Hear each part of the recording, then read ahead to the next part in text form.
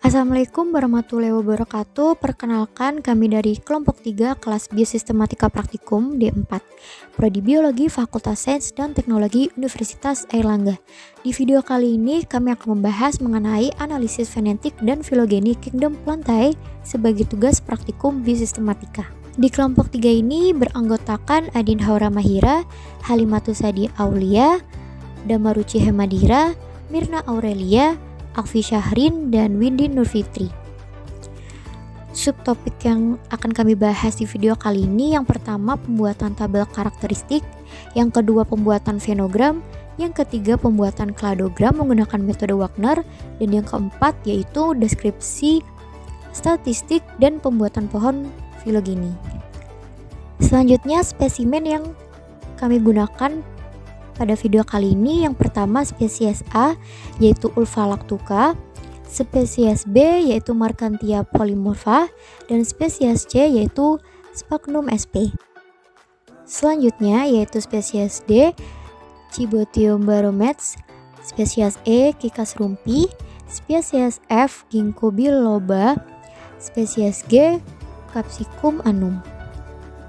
Berikutnya spesies H Arachis hypogae, spesies I Rosa sp, spesies J Cocos nucifera, dan terakhir spesies K Triticum caninum.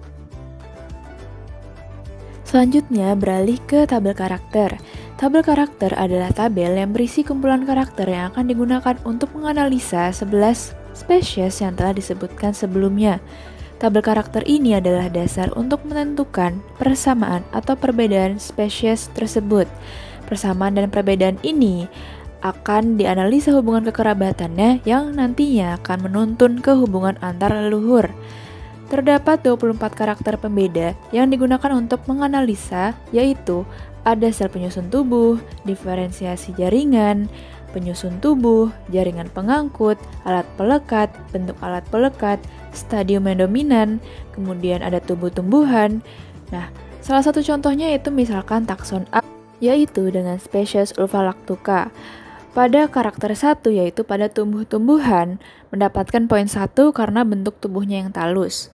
Slide selanjutnya yaitu ada alat penyebaran, organ reproduksi, gametofit, organ pengambil nutrisi, daun sesungguhnya, jenis daun, venasi daun, dan juga ada kotyledon. Contohnya pada karakter venasi daun, yaitu pada takson A sampai C, poinnya mendapat 0. Kenapa? Karena takson tersebut tidak memiliki venasi pada daunnya. Sedangkan pada takson D sampai K berpoin 1 karena memiliki venasi daun pada taksonnya. Slide selanjutnya yaitu terdapat beberapa karakter juga nih, yaitu ada modifikasi antridia, ada modifikasi epidermis batang, fertilisasi, zigot, modifikasi epidermis biji, endosperma atau cadangan makanan, tipe daun, dan juga modifikasi daun. Sehingga dapat dilihat bahwa semakin modern suatu takson, yaitu mengurut dari takson A sampai K, maka semakin apomorfi karakternya atau semakin modern karakternya. Maka poin 0, 1, 2, dan seterusnya menunjukkan apomorfi atau modern, dan juga plesiomorfi atau kuno. Nah, semakin besar nilai poin maka semakin apomorfi, dan sebaliknya apabila semakin kecil nilai poin maka semakin plesiomorfi atau kuno. Selanjutnya terdapat tabel polarisasi yang akan digunakan untuk membuat kladogram. Tabel ini berisi review poin yang didapatkan oleh ke-11 takson, yaitu yang terdapat 11 spesies. Nah, nantinya jumlah poin ini adalah peringkat apomorfi dari setiap takson tersebut. Misalnya, takson E dan takson F, yaitu takson E dengan jumlah poin 29 dan takson F dengan jumlah poin 30, maka takson F lebih apomorfi dari E, atau takson F ini lebih modern daripada takson E, dan seterusnya. Cara membaca tabel polarisasi ini adalah misalkan contoh simbol B dengan poin 2 di karakter 1. Artinya, simbol B yaitu dengan spesies Marchantia polymorpha memiliki sel penyusun tubuh multiseluler. Nah, ini bisa dilihat kembali di tabel karakter, yaitu karakter 1 dengan sel penyusun tubuh, yaitu terdapat pilihan uniseluler atau multiseluler ataupun koloni sel. Nah, didapatkan bahwa Markhantia polymorpha ini adalah memiliki sel penyusun tubuh yang multiseluler, oleh karena itu poinnya mendapatkan 2. Jika kita lihat urutan kolom dari simbol A sampai simbol K, yaitu poinnya semakin besar. Oleh karena itu, semakin ke bawah maka semakin modern karakternya. Misalkan, yaitu dari simbol A ke simbol K dengan karakter 2 dari poin 0 sampai dengan 1. Tandanya bahwa dari urutan dari spesies A sampai spesies K semakin modern dengan ditunjukkan oleh poin yang meningkat. Kemudian, dari 11 spesies yang digunakan dalam pengamatan ini, didapatkan yang paling plesiomorfi adalah dengan takson yang bersimbol A yaitu Ulvalactuca dengan jumlah poin adalah 16. Dan yang paling apomorfi yaitu takson dengan simbol I dan J yaitu Rosa sp dan juga Cocos nucifera dengan jumlah poin yakni sebesar 40. Selanjutnya yaitu pembuatan fenogram. Fenogram merupakan diagram dari metode fenetik. Langkah awal dari pembuatan fenogram ini yaitu menyusun tabel jumlah perbedaan pada setiap takson. Pada video kali ini kami akan menjelaskan mengenai 3 tahap awal dan 3 tahap akhir dari proses pembuatan fenogram. Tahap pertama yaitu memilih takson yang memiliki nilai dari jumlah perbedaan yang paling kecil. Pada tabel di samping dapat terlihat bahwa takson BC dan JK memiliki nilai yang paling kecil, yaitu 1.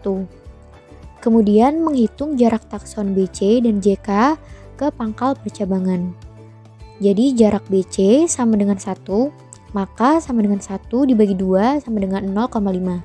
Selanjutnya jarak JK sama dengan 1, maka 1 dibagi 2 sama dengan 0,5. Maka jarak takson BC dan JK ke pangkal percabangan adalah 0,5. Tahap kedua yaitu memilih takson yang memiliki jumlah perbedaan paling sedikit. Nah, di sini di tabel samping didapatkan yaitu takson GH dengan nilai 2. Kemudian mencari jarak takson GH ke pangkal percabangan. Maka jarak JH sama dengan 2 dibagi 2 sama dengan 1. Maka jarak takson GH ke pangkal percabangan adalah 1. Tahap ketiga yaitu memilih satu takson yang memiliki hubungan paling dekat dengan takson BC atau JK. Berdasarkan tabel di samping, dipilihlah takson A sebagai takson yang paling dekat hubungannya dengan takson BC. Setelah itu menggabungkan takson A dengan takson BC dengan cara jarak AB adalah 2 ditambah jarak AC yaitu 3 dibagi 2 karena terdapat 2 takson. 2 ditambah 3 dibagi 2 sama dengan 5 dibagi 2 sama dengan 2,5. Karena ada 2 titik maka dibagi 2 lagi dan diperoleh 1,2. Selanjutnya adalah tahap ketujuh atau bisa disebut dengan 3 tahap terakhir dari pembuatan fenogram. Dan di sini ialah menggabungkan kelompok takson JK dengan kelompok takson GHI serta menghitung jarak antara takson JK dan takson GHI. Jarak JK ke GHI dapat ditulis yaitu jarak J ke G adalah 5, jarak J ke H adalah 6, jarak J ke I adalah 6, K ke G adalah 4, K ke H adalah 5 dan K ke I adalah 5. Karena ada 6 jarak maka akan dibagi dengan 6 dan hasilnya adalah 5,2. Untuk menentukan jarak maka harus dibagi dengan 2 sehingga 5,2 dibagi 2 adalah 2,6. Untuk jarak ini dapat dilihat dari tabel perbedaan. Lalu selanjutnya adalah tahap ke-8, yaitu menggabungkan kelompok takson DEF dengan kelompok takson GHIJK serta menghitung jarak antara takson DEF dan takson GHIJK. Untuk caranya sama seperti dengan tahap sebelumnya, yaitu tahap ke-7, maka kita akan mencari jarak antara DEF dan ke GHIJK dan didapat ada 15 jarak sehingga dibagi dengan 15. Untuk hasilnya ialah 10,1. Untuk menentukan jarak maka akan dibagi dengan 2 kembali sehingga hasilnya adalah 5,05. Dan tahap terakhir atau tahap ke-9 ialah menggabungkan semuanya, yaitu dari kelompok takson ABC dengan kelompok takson DEF GHIJK serta menghitung jarak antara takson ABC dan takson DEF GHIJK. Jarak ABC ke DEF GHIJK didapat ada 24 jarak sehingga dibagi dengan 24 dan didapat hasil 15,5. Untuk menentukan jarak maka harus dibagi 2 kembali dan didapat nilai 7,75. Baik, selanjutnya adalah pembuatan kladogram. Pembuatan kladogram kali ini menggunakan metode Wagner. Nah, jadi akan ada 11 takson yang akan dibahas dalam presentasi kali ini, sama seperti yang sudah dijelaskan sebelumnya pada tabel karakter dan fenogram, yaitu takson A sampai K. Kemudian kladogram ini tersusun atas 10 tahap, yang mana akan diringkas menjadi 3 tahap awal dan 3 tahap akhir dalam penjelasan presentasi kali ini. Tahap pertama adalah mengelompokkan takson dengan tingkat apomorfi terendah, yaitu takson A dan C berdasarkan tabel polarisasi. Jadi berdasarkan tabel polarisasi, takson A itu memiliki nilai polarisasi sebanyak 16 dan takson C itu memiliki nilai polarisasi sebanyak 17. Nah, berdasarkan tahap pertama ini dikelompokkan nih. Jadi yang pertama adalah karakter 1, 2, 5, 1, 6, 3, 7, 2, dan seterusnya. Itu merupakan karakter yang dimiliki oleh takson A dan C. Kemudian karakter 9, 1, 11, 1, dan 12, 1 merupakan karakter yang apomorfi bagi takson C. Kemudian tahap kedua, itu memilih takson dengan nilai apomorfi terendah berikutnya, yaitu takson B. Lalu digabungkan dengan selisih apomorfi terkecil, yaitu takson B ke A, atau takson B ke C, atau takson B ke tetua A dan C. Takson B sendiri memiliki nilai apomorfi sejumlah 18 berdasarkan tabel karakter. Ketika dibandingkan dengan takson A dan takson B ke takson A dan takson B ke takson C, didapatkan bahwa beda terkecil dimiliki oleh takson B ke C. Sedangkan takson B ke AB itu memiliki nilai perbedaan sejumlah 4, sehingga yang diambil adalah selisih apomorfi terkecil, yaitu takson B ke takson C. Nah, ketika dikelompokkan, itu garis takson B diletakkan pada garis takson C, seperti yang tertera berikut. Yang mana karakter 11, 2 merupakan karakter yang apomorfi bagi takson B. Kemudian, tahap ketiga adalah memilih takson dengan nilai apomorfi terendah berikutnya, yaitu takson D. Lalu digabungkan dengan selisih apomorfi terkecil, yaitu takson D ke B, atau takson D ke C, atau takson D ke tetua B dan C. Takson D sendiri merupakan nilai takson dengan apomorfi terendah berikutnya, yaitu sejumlah 27.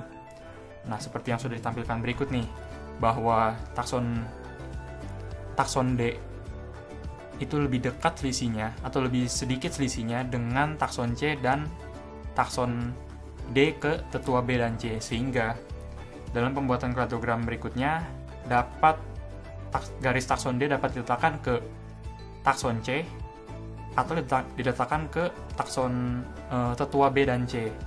Namun dalam hal ini kami meletakkannya dalam garis takson C, yaitu dengan karakter 21, 31, 41, 71, dan seterusnya merupakan karakter-karakter yang apomorfi bagi takson D. Tahap selanjutnya, yaitu 3 tahap terakhir dari penyusunan kladogram metode Wagner. Tahap ke-8, memilih takson dengan nilai apomorfi terendah berikutnya, yaitu takson K, lalu digabungkan dengan selisih apomorfi terkecil, yaitu K ke G atau K ke H atau B ke tetua G dan H. Di sini, selisih apomorfi dengan tetua G dan H tidak dihitung karena memiliki selisih yang pasti lebih besar. Di sini, pada takson G dan K memiliki beda apomorfi bernilai 4. Pada takson H dan K memiliki beda apomorfi yaitu 4. Dengan demikian, takson K sama-sama memiliki selisih yang sama dengan takson G dan H, yaitu 4, sehingga dapat diletakkan di garis takson G atau takson H. Dalam hal ini, takson K diletakkan di garis takson H. Dengan demikian, takson K memisah dari takson H melalui karakter 6 dengan nilai 5, karakter 16 dengan nilai 2, karakter 23 dengan nilai 1, dan karakter 24 dengan nilai 1. Tahap selanjutnya yaitu tahap ke-9, memilih takson dengan nilai apomorfi terendah berikutnya, yaitu takson I, lalu digabungkan dengan selisih apomorfi terkecil, yaitu I ke G atau I ke H atau I ke K. Di sini, takson G dan I memiliki beda apomorfi nilai 3. Untuk takson H dan I memiliki beda apomorfi nilai 3. Untuk takson K dan I memiliki beda nilai apomorfi nilai 4. Dengan demikian, pada tahap ini, takson I sama-sama memiliki selisih yang sama dengan takson G dan H, yaitu 3, sehingga dapat diletakkan di garis takson G atau takson H. Namun, dalam hal ini takson I diletakkan di garis takson H. Dengan demikian, takson I diletakkan di garis takson H yang memisah melalui karakter 15 dengan nilai apomorfi 2 dan karakter 18 dengan nilai apomorfi 1. Tahap terakhir yaitu tahap ke-10, memilih takson terakhir dengan tingkat apomorfi tertinggi, yaitu takson J, lalu digabungkan dengan takson yang memiliki selisih apomorfi terkecil, yaitu takson J ke K. Takson K dan J memiliki beda apomorfi bernilai 1. Dengan demikian, takson J dihubungkan dengan garis takson K yang berpisah pada karakter 21 bernilai 1. Setelah penyusunan kladogram selesai, dilakukan perhitungan nilai karakter yang terdapat pada kladogram. Pada kladogram ini terdapat 48 karakter, di mana 48 karakter ini merupakan nilai S yang akan digunakan dalam deskripsi statistik kladogram, yaitu untuk menghitung konsistensi indeks atau CI dan retention index atau RI. Setelah dilakukan penyusunan kladogram, selanjutnya melakukan analisis statistik, yaitu untuk menentukan tingkat homoplasi kladogram. Caranya yaitu menghitung nilai konsistensi indeks atau CI dan retention index atau RI. Nilai CI didapat menggunakan rumus M per S, dengan M yaitu jumlah total minimum banyaknya perubahan yang dihasilkan dari data, dan S yaitu banyaknya perubahan yang ada di struktur kladogram.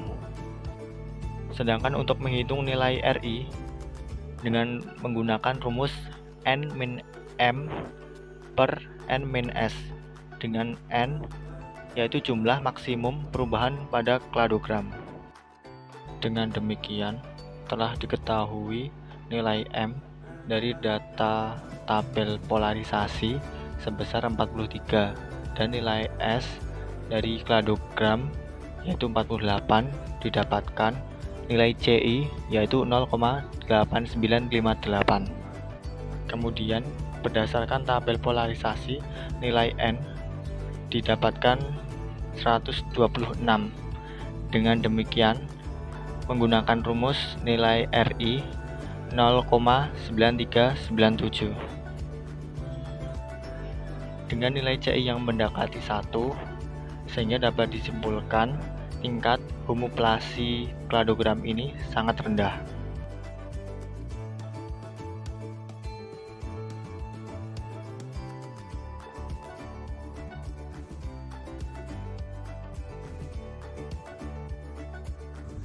Selanjutnya yaitu kalibrasi pohon filogeni.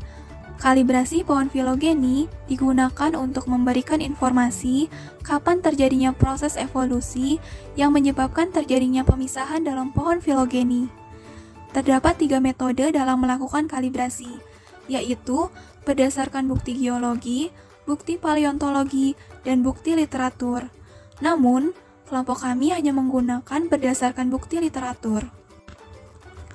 Kalibrasi menggunakan bukti literatur merupakan kalibrasi berdasarkan data yang telah dilaporkan peneliti lain yang juga meneliti takson yang sama dan mungkin telah melaporkan bukti geologi dan paleontologi lain. Dapat kita lihat pada tabel kalibrasi bahwa takson yang paling plesiomorfi yaitu takson Ulvalactuca dengan tahun kemunculan yaitu 800 juta tahun yang lalu. Sedangkan takson yang paling apomorfi yaitu takson Triticum caninum dengan tahun kemunculan yaitu 9600 tahun yang lalu. Selanjutnya yaitu membuat pohon filogeni. Pohon filogeni dibuat berupa grafik dengan sumbu X adalah nama takson dan sumbu Y adalah tahun kemunculan. Nama takson ditulis sesuai dengan simbol yang telah diberikan. Adapun tahun kemunculan dari bawah ke atas ditulis dari yang terdahulu hingga yang terbaru. Pohon filogeni dibuat dengan mengurutkan takson dari yang paling tua, yaitu takson A, digambarkan pada garis pohon filogeni urutan yang paling bawah. Setelah itu, kita akan menarik garis dari tahun kemunculan takson ke arah kanan sampai membentuk lingkungan ke atas. Kemudian, dilanjutkan dengan takson tahun kemunculan kedua tertua dengan menarik garis dari garis yang dibentuk oleh takson A ke arah kiri hingga membentuk lengkungan ke atas. Dan begitu pun seterusnya pada takson D hingga takson K.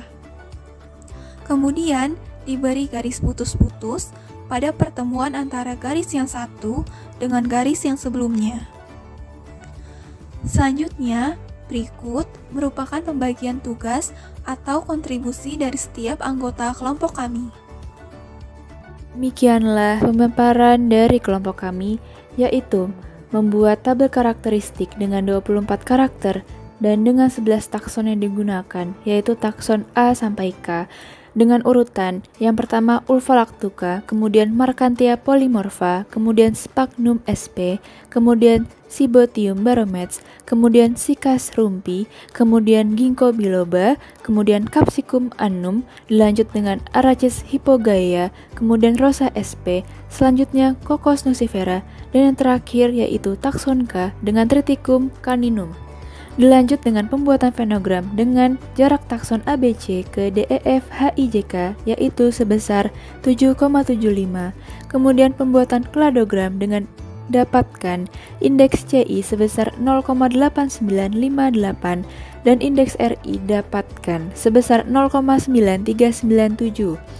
Kemudian pembuatan pohon filogeni dengan spesies tertua yaitu Ulvalactuca dan spesies termuda yaitu Triticum caninum dengan didapatkan data literatur untuk hasil kalibrasi yaitu takson A dengan Ulvalactuca sebesar 800 juta tahun yang lalu, kemudian dengan takson K yaitu Triticum caninum didapatkan yakni sebesar 9600 tahun yang lalu.